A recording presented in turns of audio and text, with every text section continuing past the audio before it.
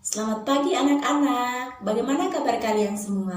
Semoga kalian semua pada baik-baik saja melihat pandemi corona yang semakin hari semakin memburuk. Anak-anak, ibu sarankan kalian semua untuk di rumah saja. Baik anak-anak, hari ini kita akan mempelajari materi mengenai dinamika litosfer dan pengaruhnya terhadap kehidupan. Nah, sebelumnya ibu ingin bertanya, apakah di antara kalian semua sudah ada yang pernah mendengar atau melihat dinamika litosfer? Nah, jika ada yang belum melihat atau mendengar dinamika litosfer itu seperti apa, maka hari ini kita akan membahas dinamika serta pengaruhnya terhadap kehidupan. Anak-anak, sebelumnya bumi yang kita tempati atau bumi yang makhluk hidup lainnya tempati ini terdiri dari berbagai jenis lapisan.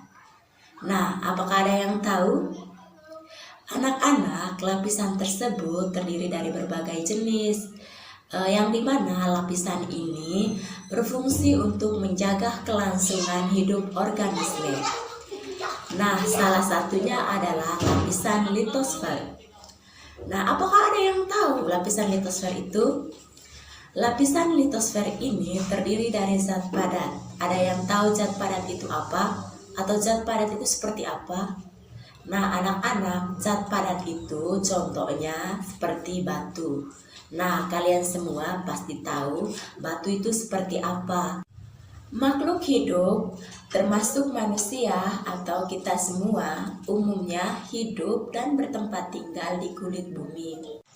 Nah, anak-anak, lapisan yang satu ini memiliki karakteristik yang rapuh, kaku, dan memiliki temperatur yang jauh lebih dingin jika dibandingkan dengan lapisan-lapisan di bawahnya.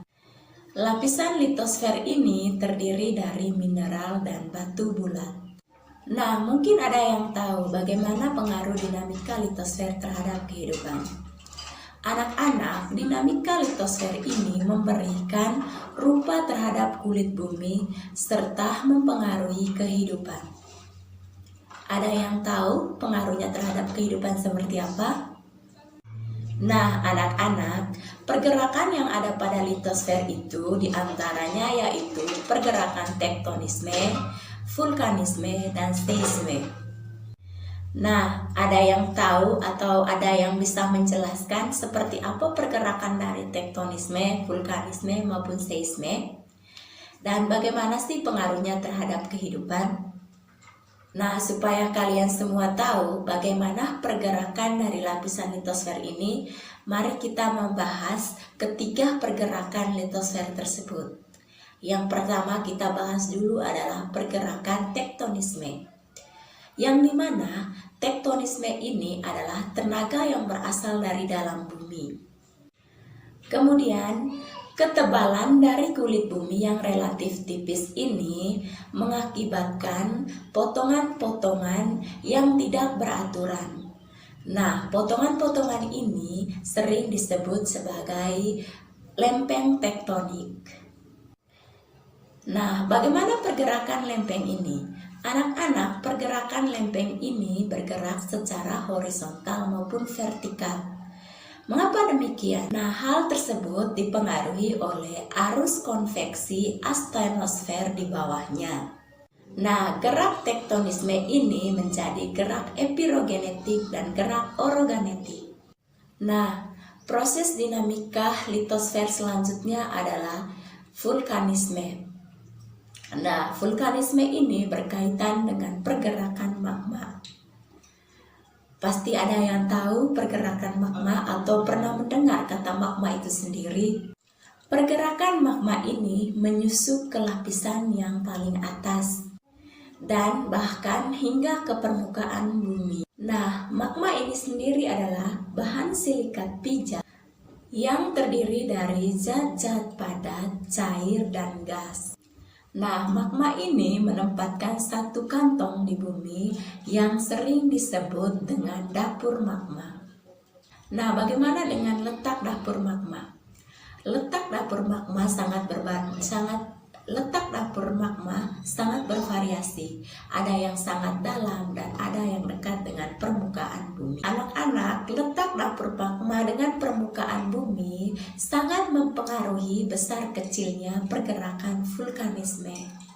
Nah, anak-anak, kemudian kita masuk ke dinamika litosfer yang ketiga, yaitu seisme. Nah, apa ada yang tahu pergerakan dari seisme ini? Mari kita membahasnya. Anak-anak, seisme ini adalah getaran atau gempa bumi yang terjadi di permukaan bumi yang disebabkan oleh akibat pelepasan energi yang cepat.